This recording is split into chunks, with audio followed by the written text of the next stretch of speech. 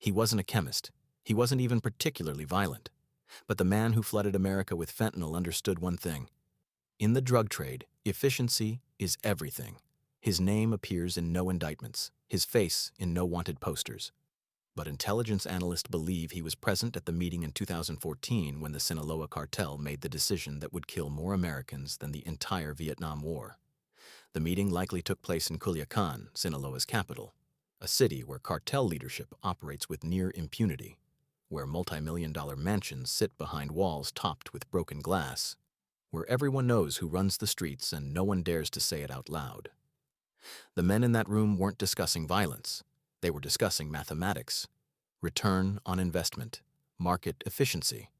They were discussing how to solve a problem that had plagued the drug trade for generations. Heroin was becoming unprofitable.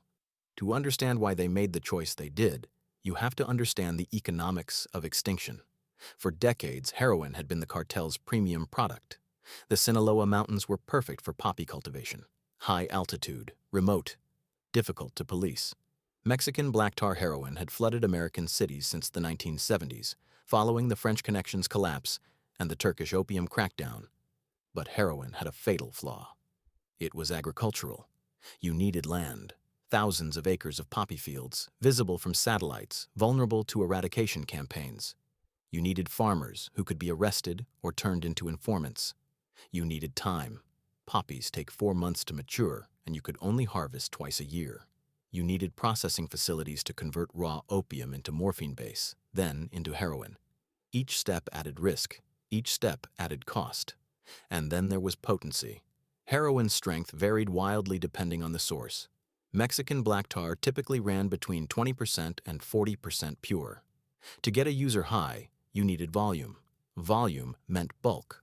Bulk meant risk at the border. The cartel leadership understood something that would reshape the entire drug trade. The future wasn't agriculture, it was chemistry. Fentanyl solved every problem heroin created. It was 50 times more potent than heroin. A kilogram of fentanyl could be cut into 50 kilograms of product. The same high, achieved with a dose the size of a few grains of salt. No poppy fields to satellite monitor. No seasonal harvests. No farmers to arrest.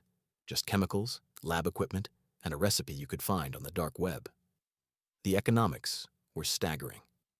Intelligence analysts estimate that precursor chemicals sufficient to create 1 kilogram of fentanyl cost between $3,000 and $5,000 when sourced from China.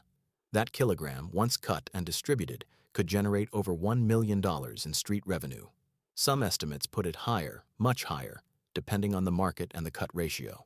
Compare that to heroin. A kilogram of heroin required approximately 2 acres of poppy cultivation, months of waiting, and a multi-stage refinement process. Street value? Maybe $200,000, and that's before accounting for the operational costs of maintaining fields, paying farmers, and running processing labs. The cartels weren't drug traffickers anymore. They were becoming pharmaceutical manufacturers, and like any corporation, they followed the profit margin.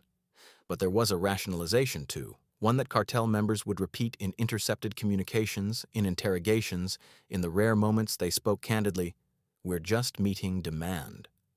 And they weren't entirely wrong. The demand had been created by someone else entirely. In 1996, Purdue Pharma released OxyContin, a time-release oxycodone painkiller. The company launched one of the most aggressive pharmaceutical marketing campaigns in American history, assuring doctors that the risk of addiction was minimal. That chronic pain, patients deserved relief. That opioids were safe when properly prescribed. It was a lie, and it worked spectacularly. By the mid-2000s, America was awash in prescription opioids. Pill mills operated openly in Florida, Ohio, and West Virginia. Doctors wrote prescriptions for cash. Patients became addicts. And when the prescriptions ran out, those addicts needed a substitute. Enter the cartels with Mexican heroin, cheaper than pills, easier to obtain. And for users already physiologically dependent on opioids, the transition was seamless. But then the system responded. In 2010, Purdue reformulated OxyContin to make it harder to abuse. The DEA began shutting down pill mills. State prescription monitoring programs made doctor shopping more difficult. The pharmaceutical pipeline began to close. The addicts didn't disappear. They just needed a new supplier. This was the landscape in 2014. Millions of Americans addicted to opioids, a heroin market expanding rapidly, but but struggling with supply chain inefficiencies. And across the Pacific, in the industrial zones of Wuhan, Shanghai, and Shijiazhuang, Chinese chemical manufacturers were producing fentanyl precursors with no meaningful regulatory oversight. Globalization had met the drug trade, and the cartels were about to industrialize death. The first step was establishing contact with Chinese suppliers. This wasn't difficult. By 2013, dark web marketplaces had made international chemical sourcing as simple as ordering a book from Amazon. Cartel operatives, often younger members fluent in English and comfortable with technology, would browse sites like Silk Road or later Alphabet, searching for vendors advertising fentanyl precursors. The chemicals themselves were legal in China at the time: N-phenyl-4-piperidinone, 4-anilino, N-phenethylpiperidine. These weren't controlled substances under Chinese law. They were research chemicals, or industrial compounds. The suppliers weren't even operating in the shadows. They had websites, customer service representatives, bulk discounts. Payment was handled through cryptocurrency, usually Bitcoin, which provided a layer of anonymity.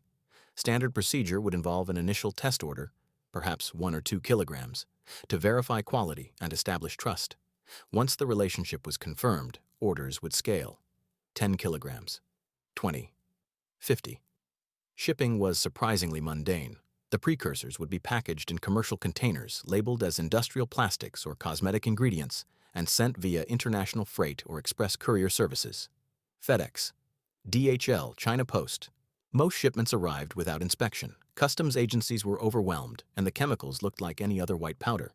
Without specific intelligence or random testing, they were invisible. In Culiacan, in Guadalajara, in the suburbs of Tijuana, the packages arrived, and the labs went to work. The clandestine labs weren't crude jungle operations. Intelligence analysts who examined seized facilities described them as surprisingly sophisticated. Industrial-grade ventilation systems to manage toxic fumes, precise scales capable of measuring milligrams, hydraulic pill presses that could stamp out thousands of tablets per hour. Some labs even had quality control stations where batches would be tested for potency before distribution. The synthesis process itself is relatively simple for someone with basic chemistry knowledge, which is precisely why it's so dangerous. Fentanyl can be produced in a matter of hours using equipment that costs a few $1,000s and chemicals that arrive in unmarked packages. But the real operational genius wasn't in the production. It was in the distribution strategy. The cartels realized that fentanyl's potency created a problem. Users didn't want pure fentanyl. It was too strong, too easy to overdose. So they cut it with inert powders, lactose, mannitol, caffeine, to create a product that mimicked heroin's strength profile. This also multiplied their inventory. 1 kilogram became 50, 50 became 1,000 street doses. But then came the innovation that would kill tens of thousands, the counterfeit pill. Sometime around 2015, cartel operatives recognized an opportunity. America was full of people who wanted pharmaceutical opioids but couldn't get prescriptions anymore. People who had never injected heroin and never would. People who trusted pills because pills looked medical. Clean, safe. So the cartels began counterfeiting them, using industrial pill presses, often purchased legally from overseas suppliers or stolen from pharmaceutical companies. They started producing fake Xanax, fake Percocet, fake Vicodin, fake Adderall. The pills looked identical to the real thing, same shape, same color, same imprint codes. But inside was fentanyl, mixed with filler powders and sometimes dyed to match the pharmaceutical version. To a user, they were indistinguishable. A teenager buying what they thought was Xanax from a friend at a party. A construction worker buying what they thought was Percocet from a coworker to manage back pain. A college student buying what they thought was Adderall to study for exams. They had no idea they were playing Russian roulette. In early 2016, coroners in Ohio began noticing a pattern. Overdose deaths were spiking, not gradually, explosively. Hamilton County, which includes Cincinnati, saw overdose deaths increase by over 300% in just 6 months. The victims were diverse: teenagers, middle-aged workers, retirees. No common profile except one detail.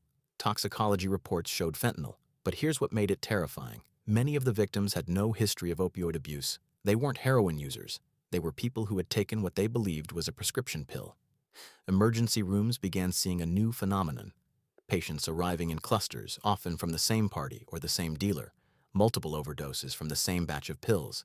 EMTs carrying naloxone, an opioid overdose reversal drug, found they needed to administer 2, 3, sometimes 4 doses to revive patients. Standard protocol was one dose for heroin. Fentanyl was different, stronger, more resistant. The randomness was the cruelest part. Because the cartels weren't pharmaceutical companies, their quality control was inconsistent. One pill in a batch might contain a safe dose of fentanyl. The next might contain 10 times that amount. Users called it hot spotting, uneven distribution of fentanyl in the cutting process, creating pills that were lethal lottery tickets. You could take the same pill from the same dealer on Monday and be fine. Take another on Wednesday and stop breathing. By 2017, synthetic opioids, primarily fentanyl, had become the leading cause of overdose deaths in the United States, surpassing heroin, prescription opioids, cocaine, and methamphetamine. The CDC reported over 28,000 deaths that year. By 2021, that number had climbed past $70,000.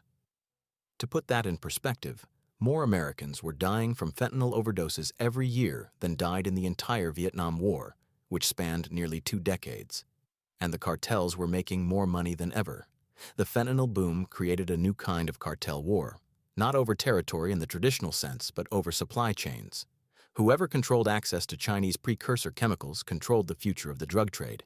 The Sinaloa cartel, historically the dominant player, faced a new rival, Cartel Jalisco Nueva Generación, or CJNG. Founded in 2010, CJNG had grown rapidly through extreme violence and operational ruthlessness. They wanted the fentanyl market, and they were willing to kill for it. Cities like Tijuana and Ciudad Juarez, already scarred by decades of cartel violence, became battlegrounds again. But this time, the stakes were different. This wasn't about cocaine or marijuana. This was about controlling the most profitable drug in history.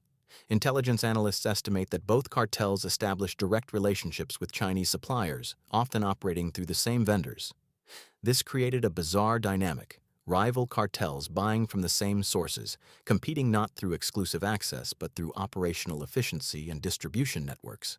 The violence was strategic, targeting rival labs, assassinating chemists, hijacking precursor shipments. Between 2015 and 2020, thousands died in cartel-related violence in Mexico, much of it directly tied to the fentanyl trade. But the paradox was inescapable. Fentanyl had made the cartels richer and more powerful than ever, even as it destabilized their own operations. Law enforcement wasn't standing still. By 2016, the DEA had identified fentanyl as a strategic threat and began targeting precursor shipments. The U.S. pressured China to regulate fentanyl analogs, and in 2019, China designated all fentanyl-related substances as controlled drugs. It didn't matter. The supply chain adapted. Chinese suppliers shifted to manufacturing precursors that were technically legal, one molecule away from fentanyl but not classified as controlled substances. Chemists in Mexico would perform the final synthesis step, converting the legal precursor into fentanyl in their labs. When China tightened enforcement, the cartels found new suppliers: India, the Netherlands, smaller operations in Southeast Asia. The global chemical market was too vast, too decentralized to control. And then there was the border problem. Fentanyl's potency meant it had an absurdly small physical footprint. A lethal dose is approximately 2 milligrams. A kilogram, small enough to fit in a shoebox, contained 500,000 lethal doses. You could smuggle enough fentanyl to kill 1 million people in a vehicle's spare tire. Contrast that with cocaine or marijuana, which required tons of product to generate equivalent revenue. Border agents could interdict shipments of traditional drugs through volume detection. But fentanyl was nearly invisible. It defeated drug dogs, it defeated scanners, it defeated profiling. Every day, approximately 300,000 people and 70,000 vehicles cross the U.S.-Mexico border, legally. Customs and Border Protection estimates they can thoroughly inspect perhaps 2% of passenger vehicles. The rest receive cursory checks. That 98%? That's where the fentanyl came through. The overdose curve didn't flatten, it kept climbing. In 2020, amid the COVID-19 pandemic and the social isolation it created, overdose deaths surged to over $93,000. In 2021, over $106,000. Provisional data for 2022 suggested the number remained above $100,000. 70% of those deaths involved synthetic opioids. The demographics were staggering. Fentanyl killed teenagers who took what they thought was Xanax at a house party. It killed construction workers managing chronic pain with counterfeit Vicodin. It killed middle-aged professionals experimenting with cocaine that had been laced with fentanyl to increase potency. It killed retirees who bought pills from unlicensed online pharmacies. It killed people who had never intended to use opioids at all. Behind every statistic was a family. Parents finding their child unresponsive, spouses calling 911, friends performing CPR in parking lots, EMTs arriving too late, coroners ruling another death as acute fentanyl toxicity. The cartel saw numbers on a ledger. Intelligence analysts often describe the fentanyl crisis as the industrialization of the drug trade, the shift from agriculture to chemistry, from seasonal harvest to year-round production, from bulky detectable shipments to compact invisible ones. But it's more than that. It's the moment the drug trade stopped being about plants and became about patents, stopped being about geography and became about supply chains, stopped being about cartels and became about corporations. The men who made the decision in 2014 weren't thinking about the 70,000 people who would die annually. They weren't thinking about the teenager in Ohio or the construction worker in Kentucky or the mother of 3 in West Virginia. They were thinking about margins, efficiency, market share. They had turned death into a commodity, and they had optimized it. There's a question that haunts every analyst, every law enforcement officer, every grieving family member who studies the fentanyl crisis. Can you interdict a substance that fits in a shoebox and kills thousands? The answer so far has been no. Traditional drug interdiction relied on volume.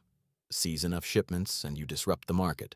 But when a kilogram of fentanyl contains enough doses to supply a city for weeks, the math breaks down. You can intercept 90% of shipments and still flood the market with the remaining 10%. The cartels understood this. They had found the perfect product, maximum lethality, minimum footprint, infinite demand. And so the question becomes something else, something darker. Not whether we can stop the supply, but whether we were ever meant to. Whether the war on drugs was designed to be won or simply to be fought. Whether the man with no face, sitting in that room in Culiacan in 2014, understood that he wasn't just creating a product. He was creating a forever war. One where every seizure, every arrest, every closed lab would be replaced within days. Where the only constant would be the bodies. Where efficiency, that most capitalist of virtues, would become the engine of extinction. Share your thoughts below.